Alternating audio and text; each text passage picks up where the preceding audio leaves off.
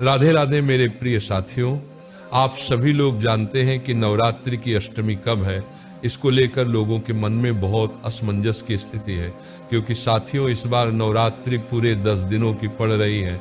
इसलिए इस बार अष्टमी कब है, इसका व्रत कब रखना है, कन्या पूजन कब करना है, कन्या पूजन का शुभ मुहूर्त क्या है, सारी अद्भुत जानकारी आपको इस वीडियो में मिल जाएगी। देखिए मेरे प्रिय साथियों, नवरात्रि में अष्टमी तिथि का बहुत ही बड़ा महत्व माना जाता है, क्योंकि इसी दिन ज्यादातर लोगों के घरों में अष्टमी पूजी जाती है और इस दिन कन्या भोजन भी होता है। कई सारे लोग अष्टमी का व्रत भी रखते हैं, इसलिए नवरात्रि की अष्टमी बहुत ज्यादा विशेष मानी जाती है। तो महाराज अब हम आपको बताते हैं कि नवरात्रि की अष्टमी कब है।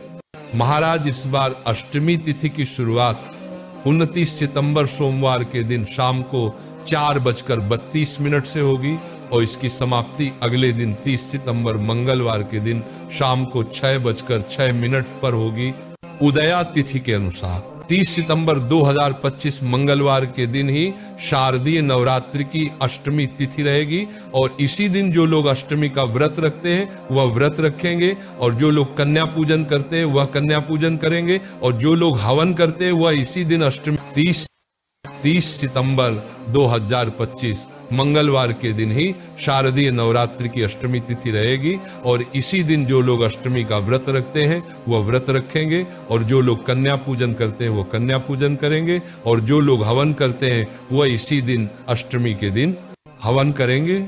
साथियों, अब हम जानते हैं कि नवरात्रि की अष्टमी को कन्या पूजन और हवन करने का शुभ मुहूर्त क्या है।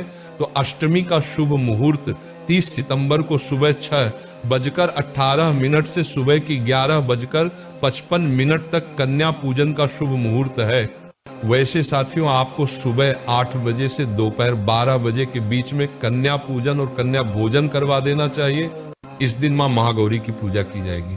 देखिए महाराज, जो भी लोग अपने घर में नवरात्रि की अष्टमी को कन्या पूजन करते हैं उनको कुछ नियमों का पालन जरूर करना चाहिए। जैसे इस दिन आपको सुबह जल्दी उठ जाना चाहिए और स्नान कर लेना चाहिए।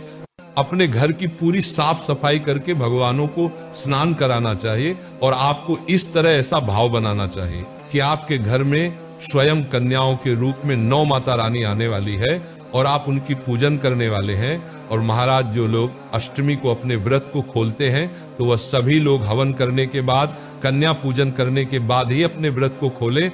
अब आपको सुबह सबसे पहले कन्याओं को न्योता देकर आना चाहिए कि आज हमारे घर में कन्या पूजन है, आप आ जाना। इसके बाद में घर आकर अपनी कन्या पूजन की तैयारी में लग जाना चाहिए। इस दिन शुद्ध और सात्विक भोजन बनाया जाता है जिसमें लहसुन प्याज का प्रयोग नहीं किया जाता है और खीर और पूरी विशेष रूप से बनाई जाती है। और कन्याओं को देने के लिए आप पहले से बाजार जाकर चुनरी जरूर लेकर आ जाए और उनको गिफ्ट में या तोहफे में कुछ देने के लिए जरूर लेकर आ जाए, जिसे देखकर वह सभी कन्याएं खुश हो जाए। अब जैसे ही आपकी सारी तैयारी हो जाती है, आप सभी कन्याओं को उनके घर से लेकर आए अपने घर तक। उसके बाद में सभी कन्याओं के पैर धुलाएं, उसके बाद में उन्हें कुछ आसन पर बैठा दें और उनके सामने भोजन की थाली परोस दें और उनको आराम से भोजन करने दें। भोजन के बाद सभी कन्याओं के हाथ धुलवा दें और उन्हें एक ऊंची जगह या सोफा या पलंग पर बैठाल दें। अब आप उनके पैरों में माहुर लगाएं।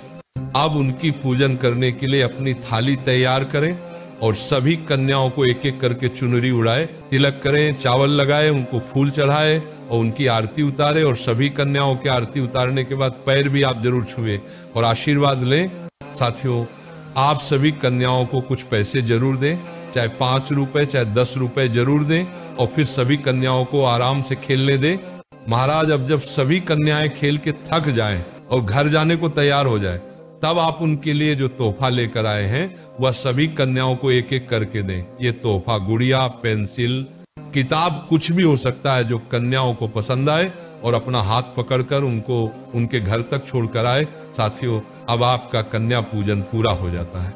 इस विधि से अगर आप लोग 30 सितंबर को शारदीय नवरात्रि की अष्टमी तिथि को कन्या पूजन करते हैं तो आपको आपके व्रत का भी पूर्ण फल मिलेगा और कन्या पूजन का फल मिलेगा।